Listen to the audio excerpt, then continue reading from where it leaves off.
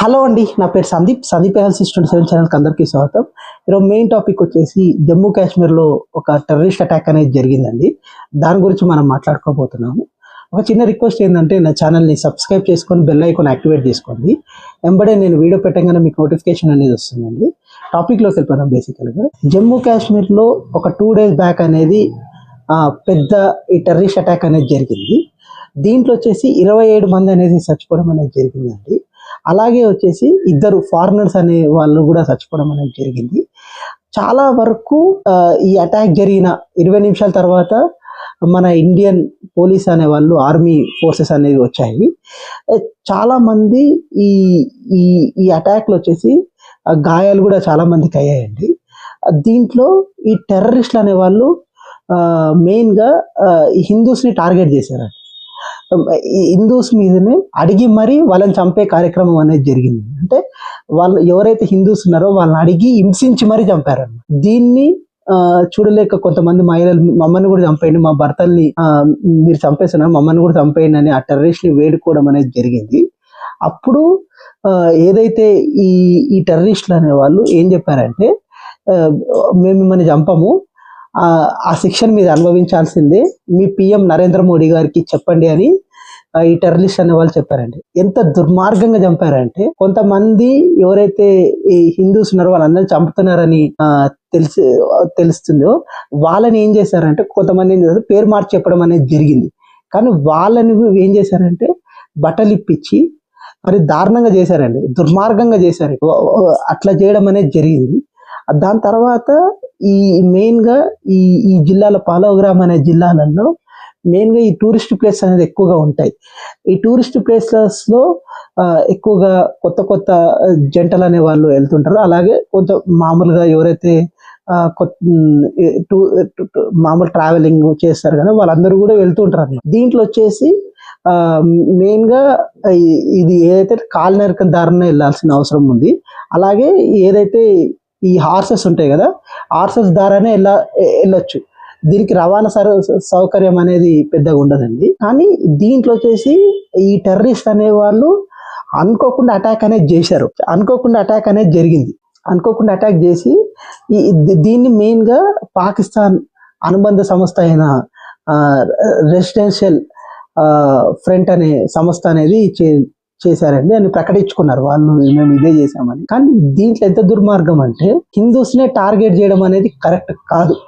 ఎందుకంటే ఈ హిందూస్నే టార్గెట్ చేసి వాళ్ళ మీద ఇట్లా దాడులు చేసి వాళ్ళని చంపేసి ఒక సైకలాజికల్ ఆనందం అనేది కోరుకోవడం అనేది కరెక్ట్ కాదనేది నా అభిప్రాయము. అలాగే ఎవరైతే ఈ ఇండియన్ గవర్నమెంట్ కూడా వీళ్ళకి ఒకవేళ దొరికితే దారుణంగా శిక్షించాలండి. ఎందుకంటే ఇంత కిరాతకంగా చంపడానికి కారణం ఏంటి అంటే, వాళ్ళకంట ఆర్టికల్ 370 తెచ్చినందుకంట వాళ్ళకి కోపం అంట. ఆర్టికల్ 370 అనేది తేకూడదంట. ఏదైతే లడాక్ ఉంటుందో ఆ లడాక్ని కూడా ఒక యూనియన్ టెరిటరీగా చేయకూడదంట. ఆ పాకిస్తాన్ ఏదైతే పాక్ ఆకృతమైన పాకిస్తాన్ ఏదైతే ఉందో దాన్ని మొత్తం కూడా పాకిస్తాన్కి అనేది ఇచ్చేయాలంట. అట్లయితేనే ఈ ఉగ్రవాద ఏదైతే ఈ యాక్టివిటీస్ అనేది మేము చేయము అనేది ప్రకటించుకున్నారు. అలా ఇంతకుముందు కూడా ఈ సమస్య వచ్చేసి ఆన్లైన్లో ఈ ఏదైతే బ్రెయిన్ వాషింగ్ అలాంటివి చేసే సంస్థ అండి. యాక్చువల్గా ఇది మెయిన్గా చాలా వరకు ఎవరైతే చిన్న పిల్లలు ఉంటారో వాళ్ళని బ్రెయిన్ వాష్ చేయడం. ఏదైతే ఈ ముస్లిం పిల్లలు ఉంటారు కదా, మామూలు వాళ్ళని బ్రెయిన్ వాష్ చేసి ఈ ఉగ్రవాద సంస్థలలో చేర్పించే కార్యక్రమాన్ని ఈ సంస్థ అనేది ముమ్మరంగా చేసింది. ఈ సంస్థ వచ్చేసి 2019 అనేది ఎస్టాబ్లిష్మెంట్ అయిందండి. ఆఫ్టర్ ఆర్టికల్ 370 తర్వాత ఈ సంస్థ అనేది ఎస్టాబ్లిష్మెంట్ అయింది.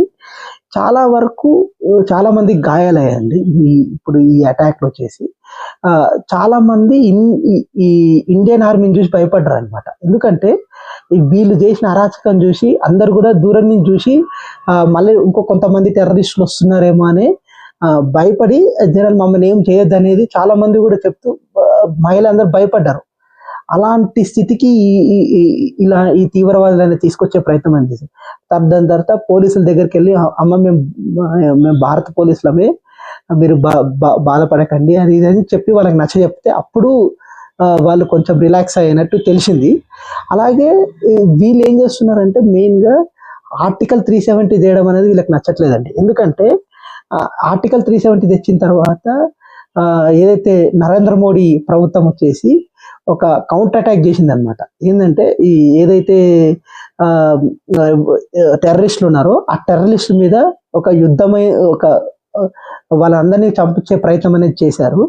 అంటే ఒక సుడిగాలి ఈ కాల్పులు అనేది జరిగిందండి. అంటే మెయిన్గా ఎవరైతే టెర్రరిస్టులు ఉన్నారో ఈ జమ్మూ కాశ్మీర్ ఏరియాలలో వాళ్ళందరినీ కూడా ఒక్కొక్కరిని లేపించే కార్యక్రమం అనేది జరిగింది. దీన్ని వాళ్ళు మనసులో పెట్టుకొని ఈ అటాక్ అనేది చేశారు. అదును చూసి అటాక్ అనేది చేశారండి. ఇది ధైర్యం లేని పనులు అనేది నాకు అనిపిస్తుంది. అమాయకుల మీద అటాక్ చేయడం అనేది అది కరెక్ట్ పద్ధతి కాదు. దమ్ముంటే ధైర్యం ఉంటే వాళ్ళకి మన ఇండియన్ ఆర్మీ మీద దాడి చేసి ఉంటే దాంట్లో ఒక అర్థం ఉండేది. ఎవరైతే టూరిస్టుల మీద ఎవరైతే అమాయక ప్రజల మీద వీళ్ళు దాడి చేయడం వల్ల వీళ్ళు ఎంత గొప్పలని మనం ఎట్లా అనుకుంటాం చెప్పండి. ఇంత దుర్మార్గమైన పరిస్థితి అంటే వీళ్ళందరూ కూడా ఒక ధైర్యం లేని వాళ్ళు. ఎందుకంటే అమాయకుల మీద ఎవరైతే టూరిస్టు ప్లేసెస్ లో సందర్శించడానికి వచ్చిన వాళ్ళ మీద దాడి చేయడం కంటే దమ్ము ఉంటే ధైర్యం ఉంటే ఇండియన్ ఆర్మీ మీద పోరాటం చేసి గెలిచి ఉంటే వాళ్ళకి అప్పుడు గొప్పగా ఉండేది. కానీ ఏమి తెలియని అమాయకుల మీద టూరిస్ట్ కు ఎవరైతే వస్తున్నారో ఎవరైతే ఎక్స్ప్లోర్ చేయాలనుకుంటున్నారో వాళ్ళ మీద దాడి చేయడం అనేది కరెక్ట్ కాదు. దీనికి ఏదైతే సెంట్రల్ గవర్నమెంట్ అనేది సీరియస్ యాక్షన్ తీసుకుంటుంది. ఆల్రెడీ కూడా తన మెజర్స్ అన్ని కూడా స్ట్రాంగ్ రిప్లై అనేది ఇస్తున్నారు. ఏదైతే సెంట్రల్ గవర్నమెంట్ వాళ్ళ మీద కూడా అటాక్ అనేది జరుగుద్ది. ఇంత దుర్మార్గం అనేది ఎందుకు చేస్తున్నారంటే మన దేశంలో కేయాస్ సృష్టించడం అండి. అంటే ఏదో ఒక విషయాలని మీద మత ఘర్షణ అనేది తీసుకురావడము. అలాగే వచ్చేసి ఈ జార్జ్ సోరోస్ కూడా ఏంటంటే మన దేశాన్ని అస్థిరపరచడం కార్యక్రమాన్ని ఎక్కువగా చేస్తున్నారు. ఎందుకంటే ఏదో ఒక విషయాన్ని తీసుకొచ్చి మన దేశంలో అల్లకొల్లను సృష్టించడమే వీళ్ళ ప్రధాన లక్ష్యం అండి. ఆ లక్ష్యాన్ని ముమ్మరంగా అనేది చేయడం అనేది జరుగుతుంది. అంటే ఇంతకుముందు ఈ జమిలీ ఎన్నికల్లో ఒక రచ్చ చేశారు. అట్లే ఇప్పుడు ఏదైతే వర్క్ బిల్ ఉంది దాంట్లో ఒక పెద్ద ప్రొటెస్ట్ అనేది చేస్తున్నారు. దాంట్లో చాలా మందిని చంపేసే కార్యక్రమం చేస్తున్నారు. బెంగాల్లో అయితే అరాచకమైన కార్యక్రమాన్ని చేస్తున్నారు. ఇంత దుర్మార్గమైన కార్యక్రమాన్ని చేస్తున్న వీళ్ళు ఎక్కడికక్కడ మన దేశంలో ఏదో ఒకటి అల్జడి సృష్టించడానికి ఎంతో కొంత ప్రయత్నించే కార్యక్రమాన్ని అయితే ముమ్మరంగా చేస్తున్నారు.